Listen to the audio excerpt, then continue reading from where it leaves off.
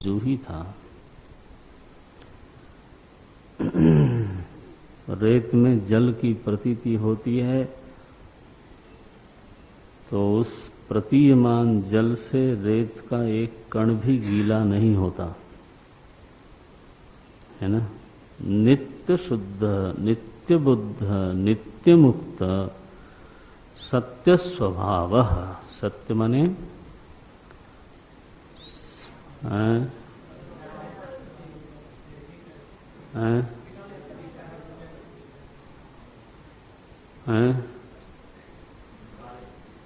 सत्य माने अबाधितत्वम, सत्यत्वम, ये लक्षण याद रखना। वो भी ठीक है, गलत नहीं है, लेकिन अबाधितत्वम जो किसी भी प्रमाण से बाधित न हो उसको सत्य बोलते हैं। देखो, बाध राहित्य जिसमें है,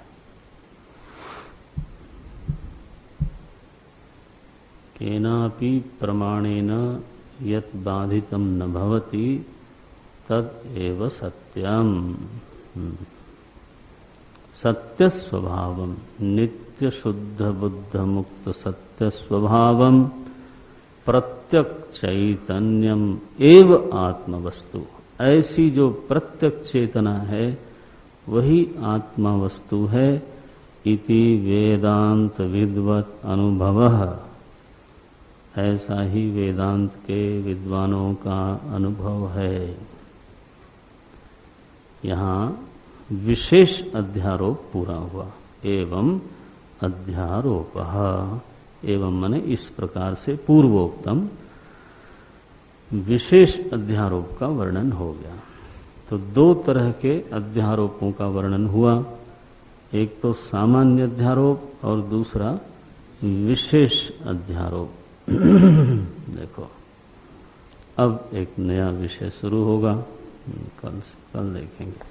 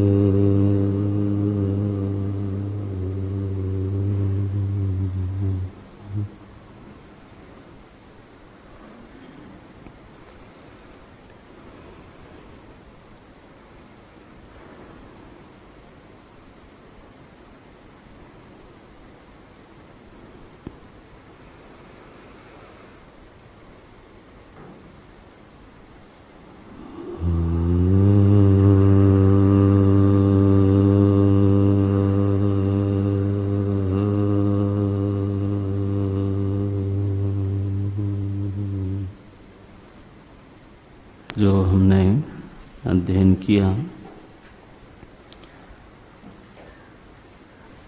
उसमें एक शब्द का ही अभी तक अध्ययन हो पाया है और वो शब्द है अध्यारोपः। क्या शब्द बना? अध्यारोपापवादेन उपदिशति। अध्यारोपवाद न्यायेन उपदिशति श्रोत्रियः ब्रह्मनिष्ठः गुरु कम तो शिष्यम साधन चतुष्टय संपन्नम शिष्यम उपदिशति। इसमें अध्यारोप क्या है इसका निरूपण हुआ और अध्यारोप में दो विभाग किया आचार्य ने, एक सामान्य अध्यारोप और एक विशेष अध्यारोप। विशेष अध्यारोप का वर्णन करते हुए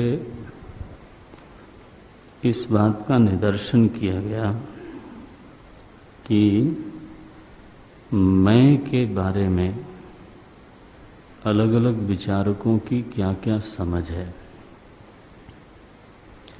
स्वयं जब हम बोलते हैं अहम, तो इस अहम के बारे में सभी लोग उच्चारण अहम का ही करते हैं, लेकिन अहम शब्द की सभी के मन में एक प्रकार की समझ नहीं है, एक प्रकार की धारणा नहीं है। तो किसी का अहम पुत्र में सन्निष्ठ है, किसी का देह में, किसी का इंद्रियों में, किसी का प्राण में, किसी का मन में, किसी का विज्ञान में और किसी का अज्ञान में। अज्ञान माने आत्मा तो है लेकिन वो चेतन नहीं है, बोध स्वरूप नहीं है, ऐसा भी किसी ने निर्णय लिया।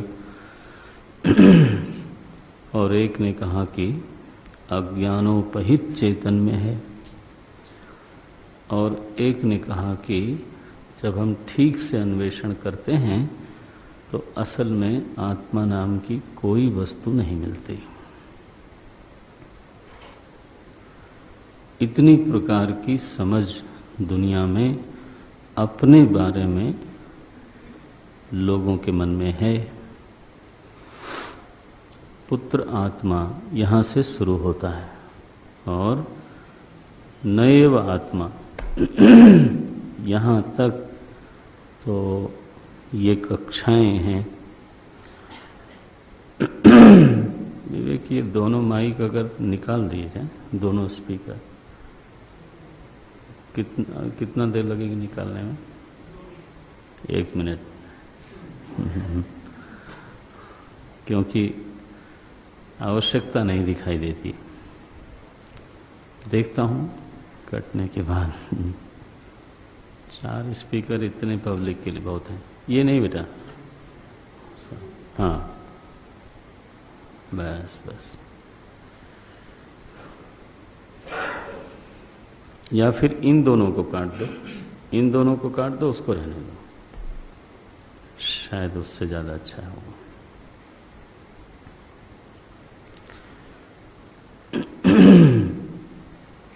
इसको बोलते हैं अति सर्वत्र वर्जयेत। तो अभी एक के काटने से बेटर हो गया है ना?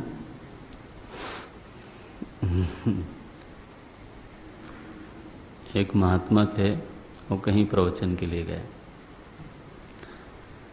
तो बहुत प्रचार इत्यादि किया गया था और उनको आशा थी कि 1000 लोग तो जरूर आवेंगे। अब नहीं आए, 20-25 लोग आए।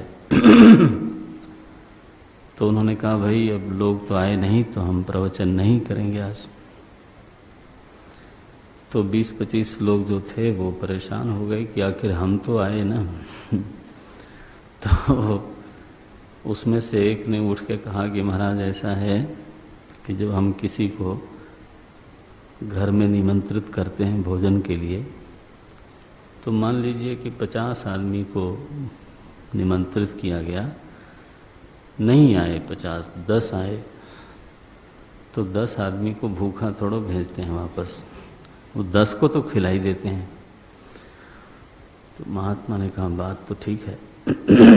तो उन्होंने प्रवचन शुरू किया और महाराज वो खत्म ना हो, 1 घंटा हुआ, 1.5 घंटा हुआ, 2 घंटा हुआ, 2.5 घंटे हुए। तो मुखिया फिर उठा, वो उसने कहा महाराज ऐसा है, हम 10 आदमी को खिलाते तो जरूर थे लेकिन 50 आदमी का खाना नहीं खिलाते थे।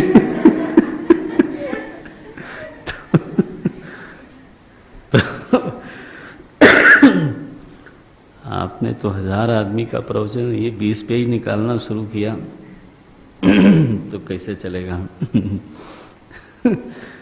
ये माइक तो 500 लोगों के लिए था ना, 350-400 लोगों के लिए।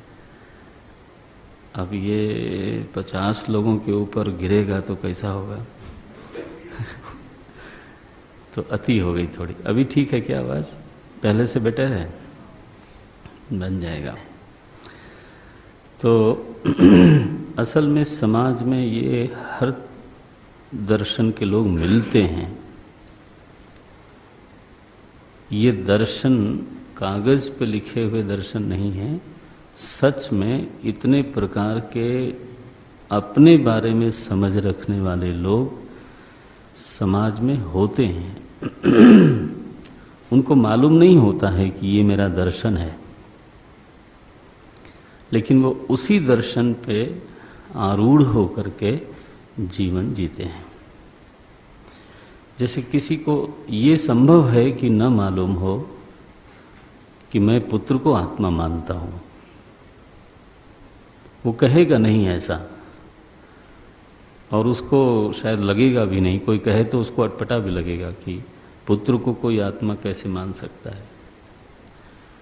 लेकिन उसकी जो आसक्ति है वो जितना अहम के प्रति होनी चाहिए उससे ज्यादा वो पुत्र में आसक्त है। और उस क्या हमारे यहाँ बचपन में कहानियां बोली जाती थी कि शैतान की जो जान है वो कुएं में रहने वाला एक तोता है, तो उसमें बसती है। पुरानी कहानी थी।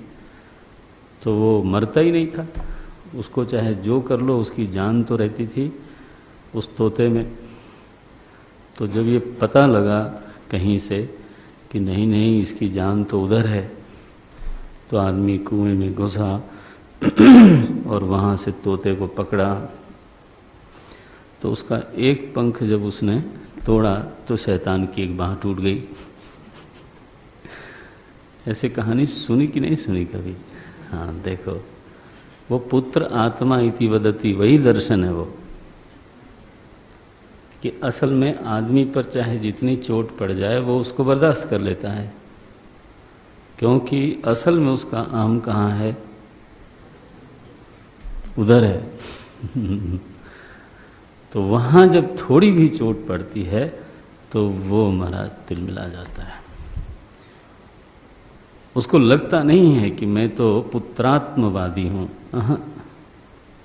उसको लगता नहीं, लेकिन वो है। हो सकता है किसी को न लगता हो कि मैं देहात्मवादी हूं, लेकिन वो है। अगर वो देह के धर्म से अहम के धर्म को बिल्कुल अलग नहीं कर पाता, माने बिल्कुल अलग कर ले तो फिर बहुत ही बढ़िया, लेकिन बिल्कुल अलग नहीं कर पाता, थोड़ा भी उसको भेद दिखता ही नहीं। उसको लगता है मेरी शुरुआत शरीर से हुई और मेरा अंत भी जो है वो शरीर के साथ ही हो जाएगा, बेकार की बात छोड़ना चाहिए। तो ये सभी दर्शन की कक्षाएं विद्यमान होती हैं। कहाँ तक? मन आत्मा तक, है ना।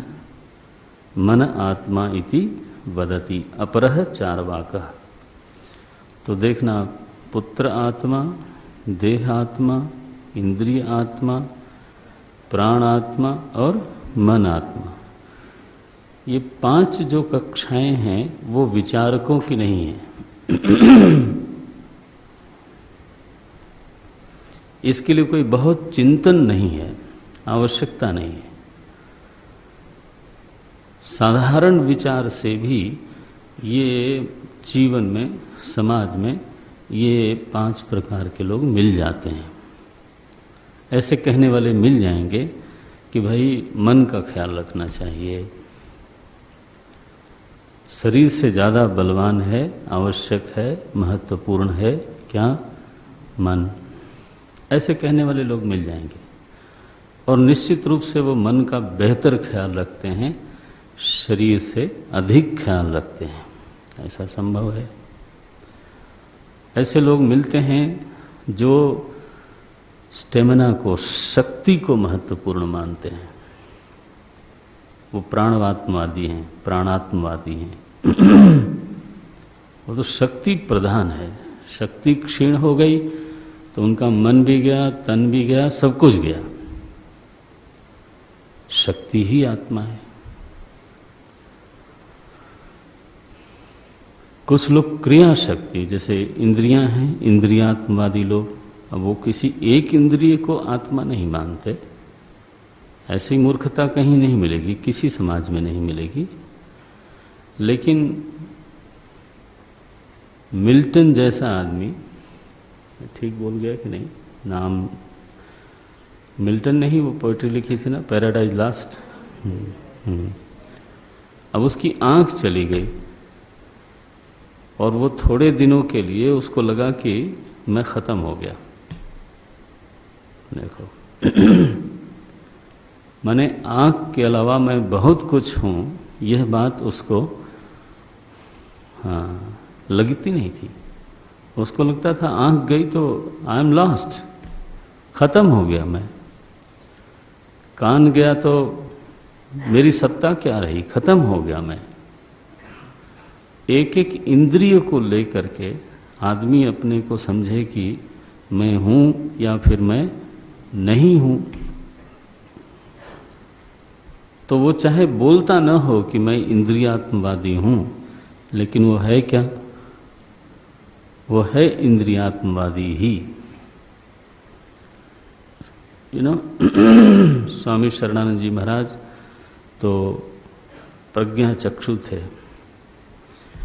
उनको कोई कह दे यदि कि देखिए बेचारे संत, इनके जन्म से आंख ही नहीं है, तो बोलते थे अरे आंख नहीं है हमारे पास विवेक है, तुम्हें कोई दया करने की जरूरत नहीं है, हम तो शुद्ध बुद्ध आत्मा है, ये आंख आवे जाए।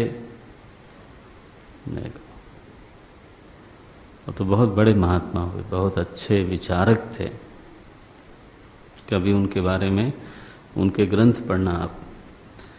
उनके संगठन का नाम है मानव सेवा संघ। सुना कि नहीं कभी? किसी ने नहीं सुना? मानव सेवा संघ, बहुत अच्छे विद्वान रहे वो, प्रज्ञा चक्षु। इस समय प्रज्ञा चक्षु हैं एक विद्वान हाँ नहीं, चित्रकूट में है, तो का नाम है रामभद्राचार्य जी। नाम सुना कि नहीं? रामभद्राचार्य जी, क्या विद्वत्ता है महाराज। लगता है सारा वेद कंठस्थ है, स्मृतियां कंठस्थ हैं, पूरी भागवत कंठस्थ है। सुना होगा, कानपुर में आए थे अभी पीछे। अब प्रज्ञा चक्षु हैं, भागवत कंठस्थ है, रामायण सारी कंठस्थ है। आप सोच सकते हो, तो एक इंद्रिय नहीं होने से I am lost, paradise lost तो ये इंद्रियात्मवाद ही तो है। इंद्रियां शिथिल हो गई तो क्या हुआ, जो अहम सत्ता है वो तो वैसी की वैसी जगमग करती है। ये ध्यान नहीं जाता। महत्व किधर गया है? कान पे, इंद्रियों पे, आंख पे बस। तो ये वाद जो बताए, मन तक मैं कह रहा हूं। अच्छा, ऐसे लोग हैं जो मन ठीक है तो ठीक है, इंद्रियां इधर उधर होती हैं तो होने दो, लेकिन मन खुश होना चाहिए, मन को तृप्त रखना है, मन को संभालना है। यहां तक तो आचार्य ने अपरश्चार्वाकः ऐसा बोल दिया। दर्शन कहां से शुरू किया उन्होंने? तो बोले विज्ञानात्मा बुद्धि आत्मा इति वदति, है ना कि मैं करता हूं, मैं भोगता हूं, कि मैं ज्ञाता हूं। मेरी मूल पहचान है कि मुझ में कर्तृत्व है। एक अंधा व्यक्ति भी अपने को कर्ता अनुभव करता है, सुखी दुखी व्यक्ति भी अपने आप को कर्ता अनुभव करता है, ज्ञानी अज्ञानी भी अपने को ज्ञाता अनुभव करता है। देखो, तो मेरी मूल जो पहचान है वो ये है कि मैं जब मैं बोलता हूं अपने को, तो मैं कौन? बोले मेरी मूल पहचान है कि मैं ज्ञाता हूं, कि मैं कर्ता हूं, कि मैं भोक्ता हूं। ज्ञातृत्व का कभी परित्याग मैं नहीं कर सकता। कभी सुख आता है, कभी दुख होता है, तो दोनों का परित्याग बारी बारी होता है। कभी सुख का परित्याग हो गया और कभी दुख का परित्याग हो गया। कभी प्रसन्नता का परित्याग हो गया और कभी उदासी का परित्याग हो गया। हर समय व्यक्ति न प्रसन्न है न उदास है। हर समय व्यक्ति न क्रोधी है न कामी है, न संतोषी है न दयालु है। कभी संतोष का त्याग हो गया, लोभ आ गया। कभी लोभ का त्याग हो गया, संतोष आ गया। कभी कामना का त्याग, काम का त्याग हुआ तो ब्रह्मचर्य वृत्ति आई। ब्रह्मचर्य वृत्ति का त्याग हो गया तो काम वृत्ति आई। जहां तक भावनात्मक हमारा अस्तित्व है, वो भावनात्मक अस्तित्व हमारा बदलता रहता है। किसी एक का त्याग होता है, दूसरा आता है, दूसरे का त्याग होता है, तीसरा आता है। अगर मैं कहूं कि मेरी पहचान है कि मैं सुखी हूं, कह नहीं सकते, क्योंकि सुख का त्याग होता है। अगर मैं कहूं मेरी पहचान है कि मैं दुखी हूं, वो भी गलत है। कि मैं प्रसन्न हूं कि मैं उदास हूं, मैं इन चीजों को पहचान बना के रख नहीं सकता, क्योंकि वो तो बदल रही हैं। मेरी जो एक ऐसी पहचान है जिसका मैं त्याग नहीं कर पाता, वो है ज्ञातृत्व का अनुभव। कि जब भी मैं के रूप में अपने को महसूस करता हूं, उस समय यह भी महसूस करता हूं कि मैं ज्ञाता हूं।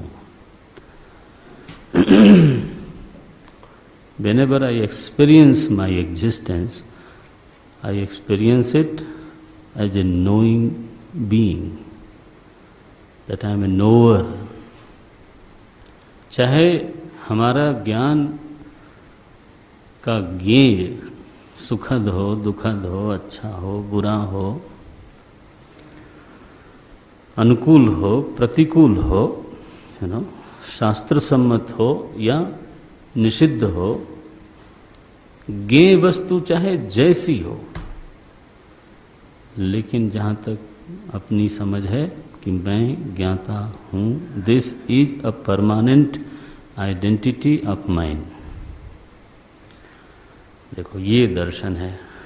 अब इसको लेकर के विचार जब किया आचार्यों ने, दर्शन जब बनाया, तो एक बहुत विलक्षण दर्शन सामने आया। वो क्या आया कि उन्होंने कहा कि असल में ज्ञाता और ज्ञेय दोनों ही एक साथ ही होते हैं, दोनों अलग अलग होते ही नहीं। ये साइमल्टेनियस है। ज्ञाता और ज्ञेय एक साथ है। ज्ञेय के बिना ज्ञाता नहीं होता, ज्ञाता के बिना ज्ञेय होता नहीं, हो सकता नहीं। तो चूंकि ये दोनों साथ ही उठते हैं, दोनों साथ ही गिरते हैं, दोनों को साथ ही रहना ही पड़ता है, इसलिए ये परस्पर भिन्न हैं, यह बात सिद्ध नहीं होती। देखो, ये तो दोनों साथ ही रहते हैं। इसलिए अब देखना, ये आप पढ़ चुके हो, मैं केवल आज स्मरण कराता हूं, सो दैट कल से हम एक फ्रेश एरिया में प्रवेश कर सकें। लेकिन यह दर्शन, जिसको क्षणिक विज्ञानवाद कहा जाता है, ये अद्भुत है। उन्होंने कहा कि चूंकि ज्ञाता और ज्ञेय को अलग किया ही नहीं जा सकता किसी भी रीति से, इसलिए ये तो एक विज्ञान है, बस एक विज्ञान है और उस विज्ञान में ही आधा ज्ञाता है और आधा ज्ञेय है। एक ही विज्ञान के ये दो हिस्से हैं। विज्ञान में ही स्वगत भेद है। स्वगत भेद समझते हो ना? एक हिस्सा है ज्ञाता, एक हिस्सा है ज्ञेय, बस। असल में ये सृष्टि उस दर्शन की दृष्टि से, यह सृष्टि भौतिक नहीं है, यह सृष्टि आणविक भी नहीं है, यह सृष्टि विज्ञान मात्र है।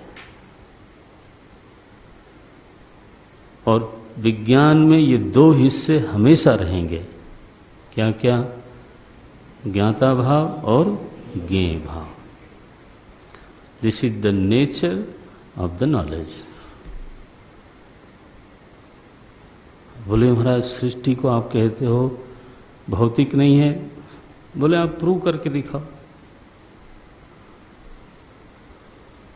सिद्ध नहीं हो सकता। अगर इसको आप ज्यादा सोचेंगे तो आप स्वयं फैनेटिक हो जाएंगे। विज्ञान के अतिरिक्त सृष्टि सिद्ध ही नहीं हो सकती। जिस चीज को आप जानते हो वह चीज आपके ज्ञान से अलग नहीं रहती।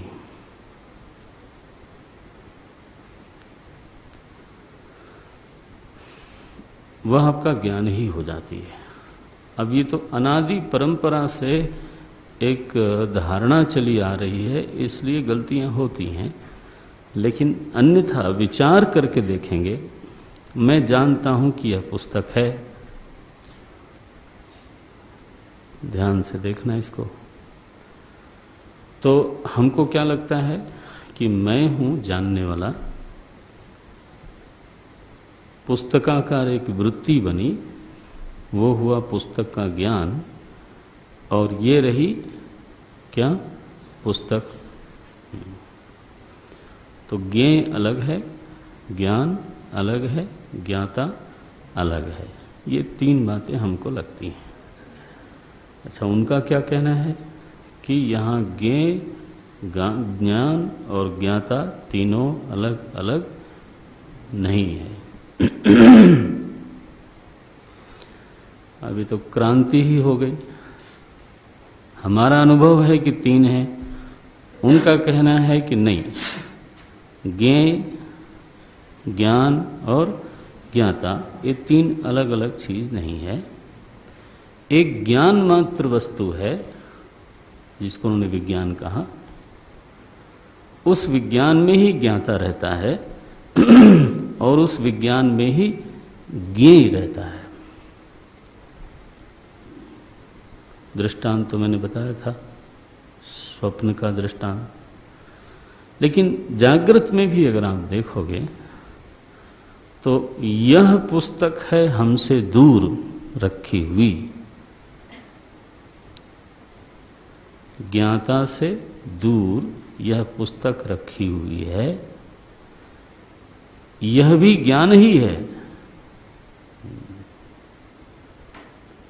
देखो, मेरे से पुस्तक भिन्न है, यह भी तो ज्ञान ही है ना। भिन्नता का ज्ञान ज्ञान है, दूरी का ज्ञान ज्ञान है। केवल पुस्तक का ज्ञान नहीं हो रहा है। पुस्तक है, कहाँ है? बोले दूर है, तो दूरी भी it has become the object of your knowledge. देखो, तो दूरी का भी ज्ञान ज्ञान है, भिन्नता का भी ज्ञान ज्ञान है। असल में तो जो ज्ञेय जिसको आप कहते हो वो कभी भी ज्ञान से भिन्न हो नहीं सकता, सिद्ध ही नहीं होता।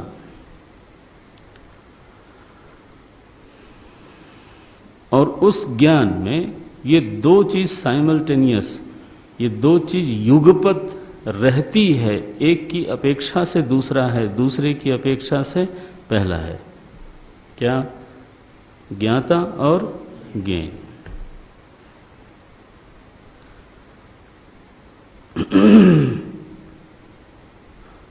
बोले महाराज ज्ञेय वस्तु तो वो रही, लेकिन मैं उसके साथ, अगर वो होती नहीं, केवल विज्ञान मात्र ही होता, तो मैं उसके साथ व्यवहार करता हूँ, उसको उठाता हूँ, उसको किसी काम में ले आता हूँ। ये कपड़ा जो है वो विज्ञान मात्र है, मैं छू रहा हूँ इसको, इस कपड़े को पहनता हूँ, व्यवहार कर रहा हूँ, उस कपड़े को निकाल के साफ करता हूँ, व्यवहार करता हूँ। तो ये क्या केवल इट्स ओनली नॉलेज? मैं तो समझता हूँ it is a thing, yes, और वो चीज है और उसके बारे में आपको ज्ञान होता है, दैट इज डिफरेंट थिंग। लेकिन वो चीज है, वो हमारे व्यवहार में काम आती है, व्यवहारोपयोगी है, क्रिया में उसका अन्वय हो रहा है। आप उसको केवल ज्ञान मात्र कैसे बोल सकते हो? Are you getting my point? केवल ज्ञान हो तो उसके साथ आप व्यवहार कैसे करोगे? जैसे दृष्टांत क्या देंगे? जैसे कि आपके मन में आपके मित्र की याद आई, तो जो मन में जो मित्र आया, उस मित्र के साथ आप कोई व्यवहार नहीं कर सकते, नहीं क्या? वो मित्र क्या है? बोले केवल ज्ञान है, इट्स जस्ट ए मेमोरी, एक थॉट है, एक वृत्ति है। लेकिन जो असली मित्र होता है उसके साथ तो हम फिर व्यवहार करते हैं ना। वो केवल वृत्ति तो नहीं है। क्या है? बोले वो एक्चुअल में वो हमारा मित्र है, और इसलिए उस मित्र के साथ हम व्यवहार कर सकते हैं। क्या सिद्ध होता है इससे? बोले इससे ये सिद्ध हुआ कि जो वास्तव में मित्र है वो केवल ज्ञान मात्र है, नहीं है। तो इस दर्शन के लोगों ने कहा कि स्वप्न में जिस मित्र से आप व्यवहार करते हो वो कौन होता है? स्वप्न में एक मित्र होता है, उसके साथ आप व्यवहार करते हो, उठते हो, बैठते हो, घूमते हो। वो क्या है? वस्तु रूप है या ज्ञान रूप है? बोले वो ज्ञान रूप है। इसका मतलब क्या हुआ कि जिसके साथ आप व्यवहार करते हो, केवल व्यवहार करने के नाते वो वस्तु रूप हो गया, ज्ञान रूप नहीं रहा। यह बात तो सिद्ध नहीं होती।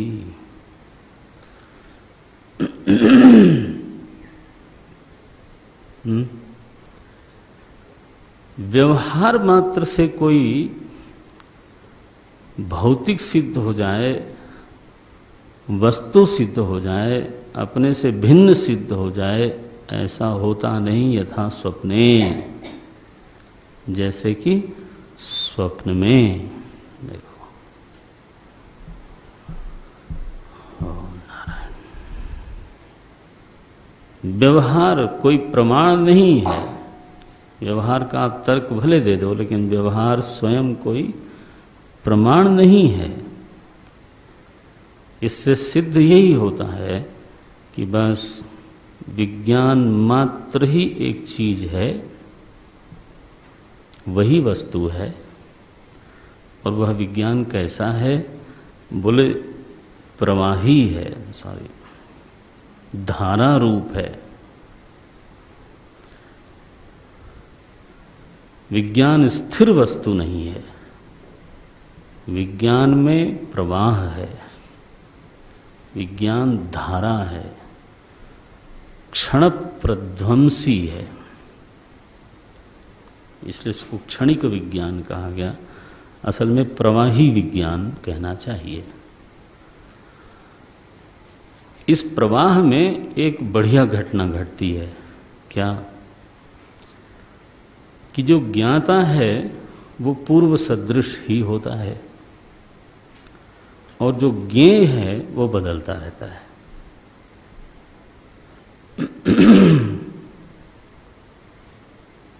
बस इसलिए आपको क्या लगता है कि मैं तो स्थिर हूं और मेरे सामने की दुनिया क्या हो रही है?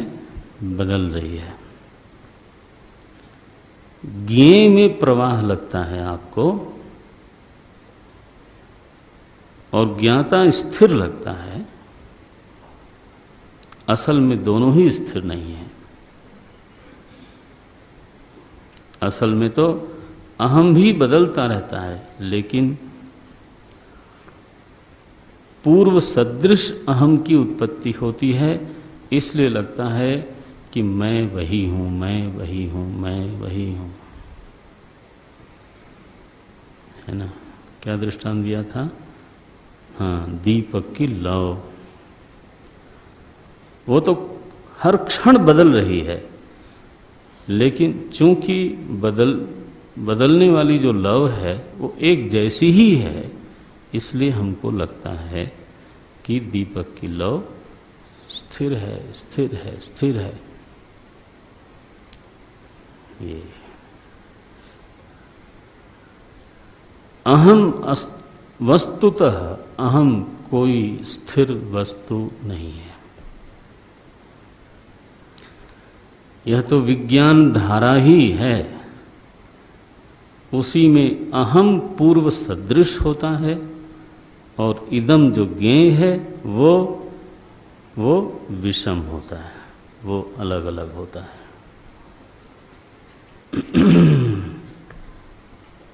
बस हम जो है दुनिया को भौतिक समझते हैं। तो कंट्रास्ट देखना, एक चार्वाक है, वो कहता है तुम भी भौतिक हो, दुनिया भी भौतिक है।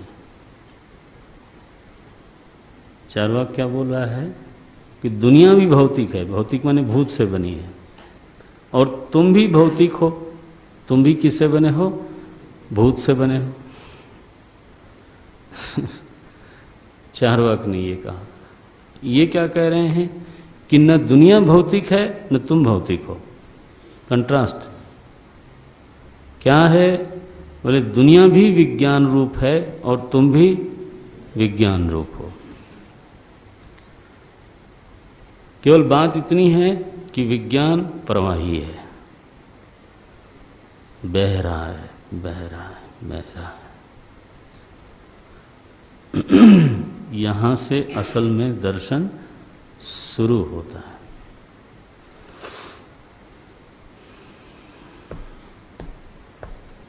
मूल बात क्या रही कि जब भी मैं अपना अनुभव करता हूं, ज्ञातृत्व की पहचान को मैं छोड़ नहीं पाता। कभी सुख का परित्याग होता है, कभी दुख का, कभी क्रोध का, कभी कामना का, कभी संतोष का, लेकिन ज्ञातृत्व का परित्याग कभी नहीं होता। नोअरशिप जो मुझ में मालूम पड़ रही है, I am unable to leave that. मैं चाहूं भी कि ज्ञातृत्व मुझ में से निकल जाए, तो भी वो निकालने का जो प्रयास है वो स्वयं एक कर्ता का प्रयास है, एक ज्ञाता का प्रयास है। देखो, इसलिए मुझे लगता है कि मेरी मूल पहचान तो विज्ञानात्मा हूं मैं, बस, और जगत भी वैसा ही है।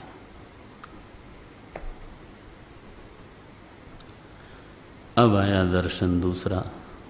उसने कहा यह बात ठीक है आपकी, शाबाश है आपको, बहुत बधाई कि आपने इतना विचार किया, लेकिन सुषुप्ति में इस ज्ञातृत्व का भी लय होता है।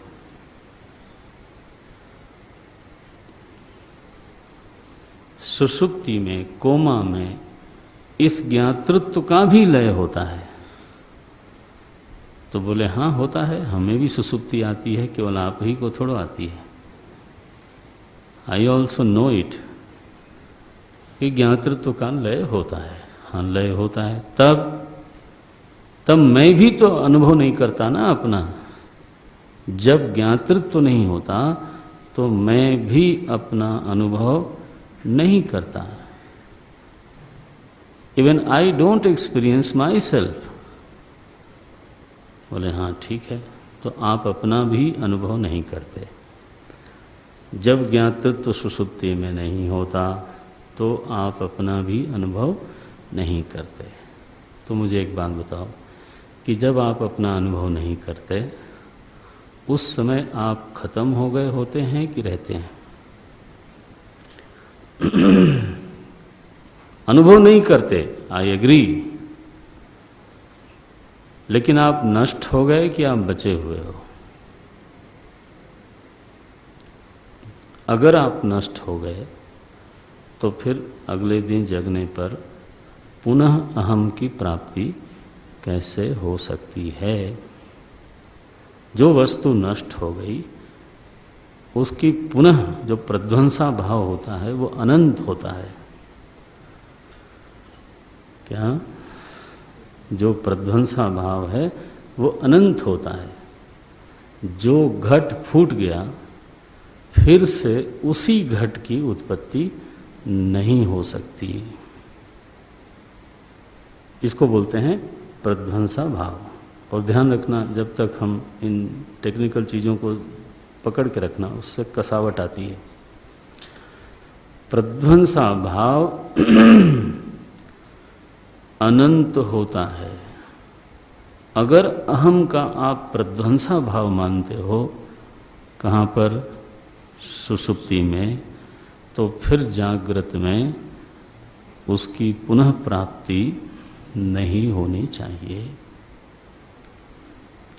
लेकिन अनुभव क्या है कि जागृत में आने पर पुनः अहम की प्राप्ति हो जाती है। इससे क्या सिद्ध हुआ? प्रागस्वाप्समिति प्रबोध समये यः प्रत्यभिज्ञायते। ये बहुत बड़ा तर्क है। दक्षिणामूर्ति स्तोत्र में भगवान शंकराचार्य ने इसका इंडिकेशन दिया और सुरेश्वराचार्य जी महाराज ने फिर इस पर वार्तिक लिखी, बड़ी वार्तिक लिखी कि प्रागस्वाप्सम इति प्रबोध समये यह प्रत्यभिज्ञायते। उठने वाला जो व्यक्ति है वो इस भाव को लेके उठता है कि पहले मैं सोया था और बहुत देर तक सो गया भाई। इसका मतलब क्या है कि सुप्त पूर्व जो अहम था वही सुप्त पश्चात उदित हुआ। प्रत्यभिज्ञा हो रही है, हाँ? क्या सिद्ध हुआ इस मीमांसा से? बोले इस मीमांसा से ये सिद्ध हुआ कि जब आपको सुसुप्ति में अहम का अनुभव नहीं हो रहा था तब भी अहम नष्ट नहीं हुआ था। इसका मतलब है कि तब भी अहम था। इसका मतलब है, आप देखना एक एक क्रम से गणित की तरह। इसका मतलब है कि अहम ज्ञाता स्वरूप नहीं है। इसका मतलब है कि अहम विज्ञान स्वरूप नहीं है। तो क्या है? बोले अहम है तो सही, तत्व है, अविनाशी, अवस्था त्रय में रहता है, लेकिन वह जड़ रूप है, भौतिक नहीं है। प्लीज, वो पंचमहाभूत से बना ऐसा